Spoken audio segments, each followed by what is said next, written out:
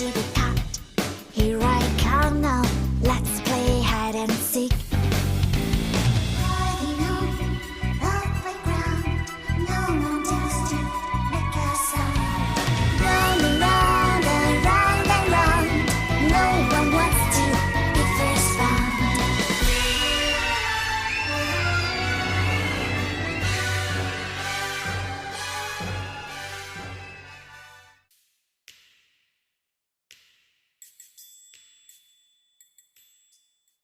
Hello, hello, hello, hello.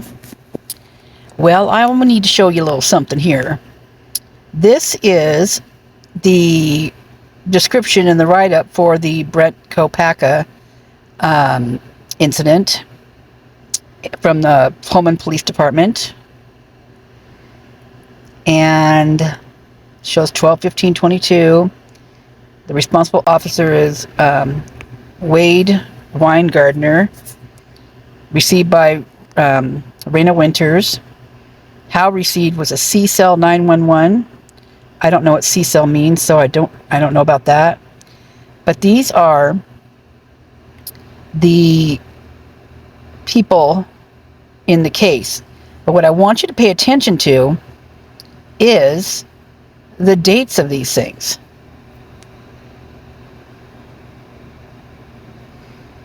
Because area agency assist on 12/15, and then law incident, both a law incident that there was on 12/14, related case, and then on 12/5, 12/5, 12/5, 12/5, something happened to where all of these police officers are listed as a victim.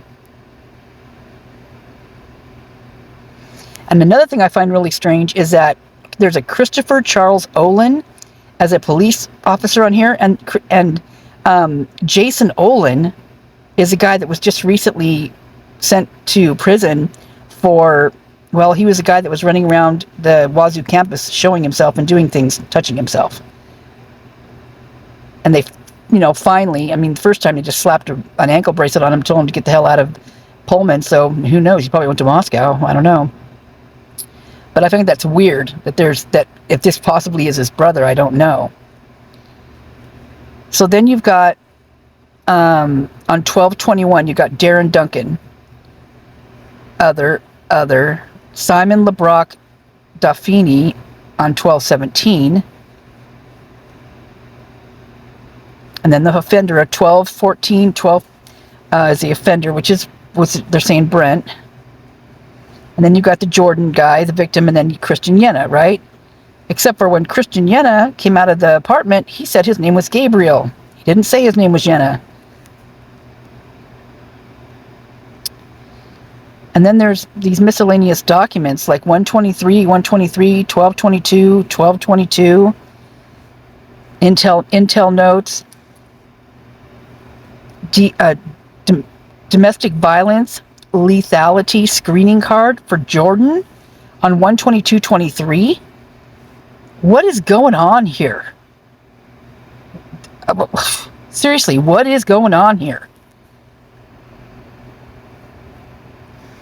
Jordan's the one that I put out these videos. It's just recently put out videos saying how he's sorry about, talking about Brent being his roommate, being his friend, that the cops were wrong in what they did, la la la. Okay, you guys. Okay, so this is one I've recorded a while ago. For some reason, I guess people haven't seen this one, so I'm putting it back out there. And who knows what I'm saying on the other end? I don't know. I mean, I'm just kind of waiting for it to scroll up, to tell you the truth, to see what else is on here. So a CNT log, 12/22. Miscellaneous documents.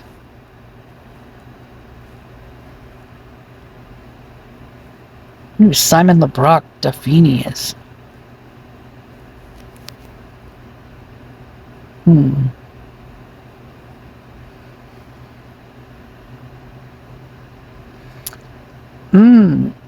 Oh, wait.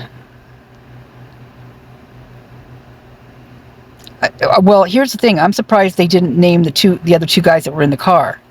Because there's two guys that were in that car that they're not naming who they are. Ooh, I didn't mean to rhyme.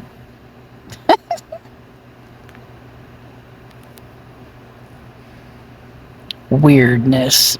Okay, I'm just giving you a little time to see this. And I'm going to fast forward a little bit, so hold on. SWAT call out, miscellaneous documents which aren't shown. So who called it? Who did it? Who was it? SWAT call out. Who made the phone call? So then up here, now look at this. First of all, what happened on 12/5? I've been looking into that, and it led me to something rather interesting. Let me show you what that was. Give me a moment, please. So this is why I said give me a moment, because interestingly enough, they like to change things up. Like, I don't know if they're watching my stuff, I don't know, but here is, so December 5th, I looked at the date in Whitman County, right? So this is what shows on this date. Updated December 6th, right? Domestic dispute. Responded to assist the Colfax Police Department. Colfax is where that. Jason Olen, which is also very interesting. So Jason Carpenter Olen just was convicted of the offense that he pulled on the Wazoo sorority girls and the area. That was on before, during, and after the Idaho4.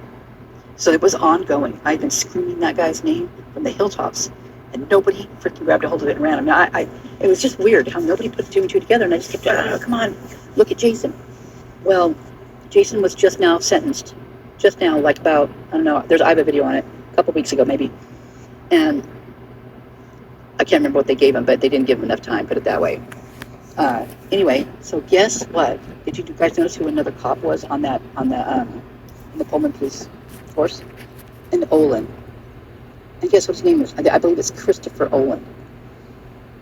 So we got another Christopher, right? Now we've got Jason Olen, who is now Jason Carpenter Olen, who is now in prison for his flashing and touching himself, and amongst other things, speaking, looking in windows. Who knows what else who knows what else he actually did? He get this. After there was 2 calls one day of the sorority girls, there was 2 that I know of. I don't know if there's any more. That's the only ones they posted. They were out, looking for him or whatever. He turned himself in. You know what they did? They slapped an ankle bracelet on him and told him to get the hell out of Pullman. So guess where he probably went? What's the closest town with students? You guessed it, Moscow.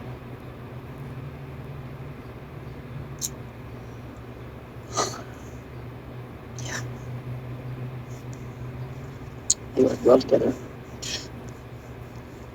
So, you've got that in Colfax, and that's where Jason Olen is from, and that's where, who else is from that just recently got in trouble for something? Crap, who was that? Anyway, it was not good. All right. Abandoned vehicle. Responding to a report of abandoned vehicle. Requesting a case for... The other one, I'm going to chime in because I'm playing my old video. Because they might have taken this down, because they've taken a few of my videos down that I don't even realize that they've taken down. And they're all on these particular people, which I find interesting, because what does that tell you? It tells me something. But the other person that's from this area is that actor that likes that horizontal actor that was in LA and decided to come up. I think it was about 10 years ago or something. He came up to Wazoo on the spring break to try to get girls from Wazoo to be in his movies with him. And so that's the other one that's from this area, that guy. So looking back to now, the body cam that is now is today, or not today, but more recent, because that guy now is out of prison. They gave him like 7 years, because what he did was, when he got back here, he took what he wanted from a sorority girl, him and another guy, and he got in trouble, and he went to prison. But he was out at this point when all the Brent stuff went down. The Brent stuff, he was out, and so that's why I think he's one of the guys that's in the car, the one that was wearing the Wazoo gear all the red stuff. And the other guy was a former deputy sheriff for Latah County. He was the one driving the car. And he's got a record now too, because he's been in and out of the Latah County jail. And usually it doesn't list what he's in there for, but I found a few things what he's in for, and it was domestic, and then there was another thing, I can't remember what it was though. But anyway, he's, yeah. Oh, what was it? I'll have to look it up. But anyway, so I wanted to stop at my other one right now. This video right here that thank God I kept.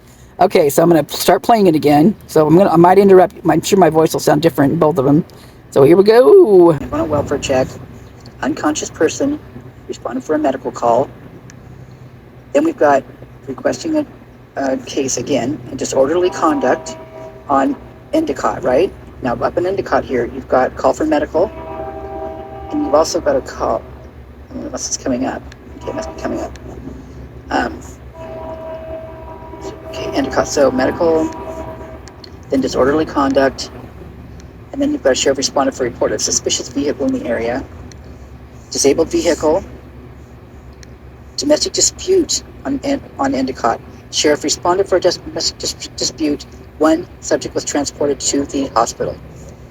Okay, now mind you, this is the 5th. This is the date it shows that these officers were considered a victim by the hands of kopacka. Unknown injury accident, Deer Creek. Okay, we got Sheriff's Deputy Fire EMS responding for the report of a vehicle in the ditch. Deputy checked the area and was unable to locate the vehicle. And that's that. Okay, let me find the actual one, where they left some stuff out here. Give me a second. Might take a minute, as it always does. They're so organized. Literally, they are. They do this on purpose. Trying to find these things is, you guys don't even know. Okay, so I had to pause that for a second because I also want to say that during the alleged SWAT call on the 15th, they acted like they didn't know who he was. Although 4 officers are written down, documented as being a victim by the hands of Brent kopacka, yet they don't know who he is on the 15th? That doesn't fly. There's something very wrong with that. Very wrong with that. Okay, finally. I know it was no weird place. So you've got the Whitman County jail log, right? And we've got, the reason why it's in a weird, the way it shows on here, that it's just very strange how they put it in here. So this is December 3rd to December 13th. But on here it shows December 15th, 2022. Well, on December 5th, 2:31 p.m., Christopher Allen Jones, 45, was put into the Whitman County Jail for a federal violation on a USMS hold. Jones is being held without bail through federal court. Then you've got another one at 1 p.m. John Isaac Sanger, 30, was booked into the Whitman County Jail for federal violation on a USMS hold. Sanger is being held without bail through federal court. We've got some other things going on here, but it makes you sign in after this so you can't see anymore, which just ticks me off, man. Okay, wait a second. Did you see that one? Hold on. Okay, this one. So, Brent kopacka's friend, Darren Dunkel, he spells his name D-A-R-I-N as well, which is an unusual way to spell it. It's usually D-A-R-R-E-N. But he was also booked into the Whitman County Jail for assault in the 2nd and 3rd degree. 2 counts of whatever. It didn't show me on here. It wouldn't let me see it. But that was on the 6th, 2:51 p.m. Darren Richard Berry, 52. I don't think that other Darren's that old, but I think that's so strange. And I think these other federal ones on here, I think I remember them being, had to do with ammunition. Like they were taking, they worked for like an armory or something like that. Anyway, they were taking ammunition, loads of boxes and boxes of ammunition and selling it, I think is what it was. Okay, so let me see what else is on here. Next thing I'm going to show you is the search I did for Christopher Allen Jones. So this is what I did for Christopher Allen Jones. Now it might not be the same guy. Who knows? Nobody knows what's going on over there. But he's not even in the same area. But look at him. It says March 22nd, 1984 is when he was born. So he's young. And he passed September 18th, 2020. And this here is Mr. Jones. Christopher Allen Jones. So he died at age 36 of Memphis, Tennessee. Passed away in. It doesn't say where. Doesn't say where he passed away. Actually, I misread that last time I read this. So yeah, so it does not say where he passed away. It just says he's of Memphis, Tennessee. Passed away Friday, September 18th, 2022. Okay. Rest in peace, Mr. Christopher. So then I put those guys' two faces together, right? Let me show you that. So on the right is the guy that came out of the apartment with the dog. And I showed you the dog thing on another video. And so this is allegedly, he calls himself Gabriel.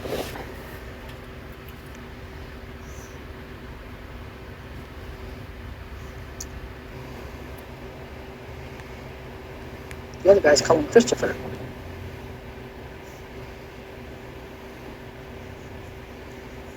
I don't know, they look a lot alike to me. So then I've got another. So then you've got, here's the dog. And the dog looks like the sweetest thing. Oh my God, the dog is so cute. And here's the guy who has the same dreadlock kind of look as the Christopher that passed away. Now, granted, Gabriel could have had his hair grown out and done the same thing, because both of them are about the same stature. So he's down walking. Well, first he walked towards the frat houses, then now he's walking back. So this is him coming up Linda Lane, and the Google car is following us, right?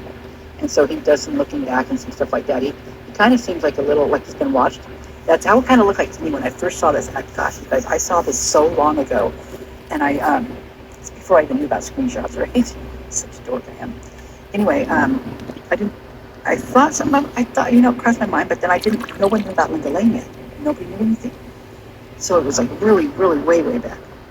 And so I saw this, and part of it has been scrubbed, you can't tell it, but he was standing up there talking to somebody that if he keeps walking up towards Linda Lane here, it would be on the right-hand side. And I believe it was the very last apartment building on the right-hand side. Well, that building right there, I swear I hear this. So we're listening to the Linda Lane, and I'm pretending I'm the camera, right? I'm looking out towards the far Queen Apartments, and then there's the path where the fence opens up to where they can walk through into the Linda Lane parking lot, or go the other way back through to the Queen. So you've got the Linda Lane, the road right there. So if I'm on the camera and I'm looking to the right, that's where you just follow it down, because you can't. There's no other way out. You've got it. That's a one-way area right there, because there's a brick cement barrier that blocks it from you going any further past what the Linda Lane road is. You cannot get onto the Queen parking lot or behind the Queen with a car that way. You've got to go around the other way, get on Taylor, and then go turn on King, and then go turn on Queen, and then go that way. Okay, so on the camera, I'm looking to the right. That is where I'm watching the guy who was at the dumpster doing his thing. Whichever, you guys can believe whatever you want. I know what I know. I know what I believe. I mean, I don't know for sure, but it's what I believe. You guys know that because you've seen my videos, I'm sure. So thank you so much for that, by the way. Love you all. So you're looking at that. So you're watching this guy walk up. He was just at the dumpster. Now he's walking up Linda Lane towards you. So he's on your right, and he's on his phone. He's given some of the information that something has been taken care of, right? Meanwhile, if I'm the camera and I got these bionic eyes, my brothers used to do that. They used to play bionic man, And they used to like make this Barbie doll jump, $10 or whatever, and they would have them on the ground and they would bounce them a little bit and they'd go into the ground. They go for the eye. I'll never forget that. Oh my gosh. I'm so glad I can laugh about things with my brothers because they're really not nice guys. Oh, there's some funny things though. I'll have to tell you that someday, but this is enough for now. So anyway, I'm the bionic eye. I'm looking past the queen.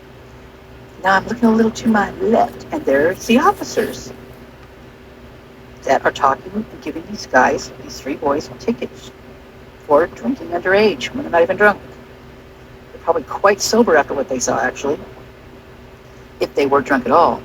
So I'm that eye, and I'm looking. They're on my left now, right? Because I'm looking in between. This is how my eye initially got down there.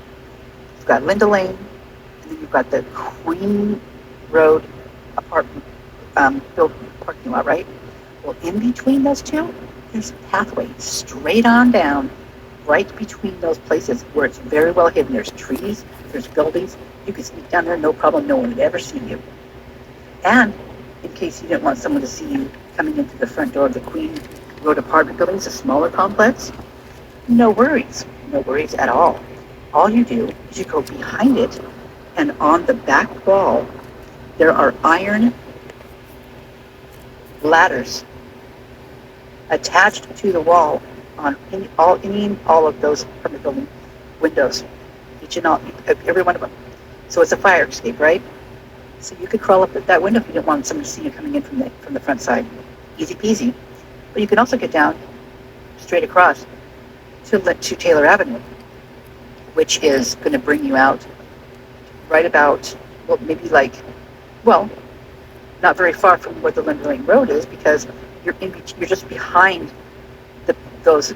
If you were to turn onto Lindow Lane, the apartments and the buildings on your right hand side going towards the back of Lindow Lane, you're going to be behind those, to the right behind those. So you're going to be in between those and the Queen Road apartments. So that's where you're going to be coming out. Not even maybe 2 or 3 car lengths from, maybe 2, possibly 2.5 from the Lindow Lane Road. So I'm the eye, and I'm watching these officers, right, doing these tickets. This is at 3:14. This is happening with the guy putting it in the dumpster, right? Okay. Prior to this happening, you've got the officers shining the light into the other officer's camera in order to obscure our view of what's happening in that camera, which is, they didn't do a very good job. Whoever found that, amazing. Whoever initially saw those people running, good for you. Thank you. So you see them ushering people across the road, and there wasn't 4 people. Not 4. No. I counted 8. And one of them looks a lot like Officer Fry. Chief Fry. Yes, he does. In my opinion, no. But I tell you, it was so. When I saw that image, I kind of wanted to throw up. Like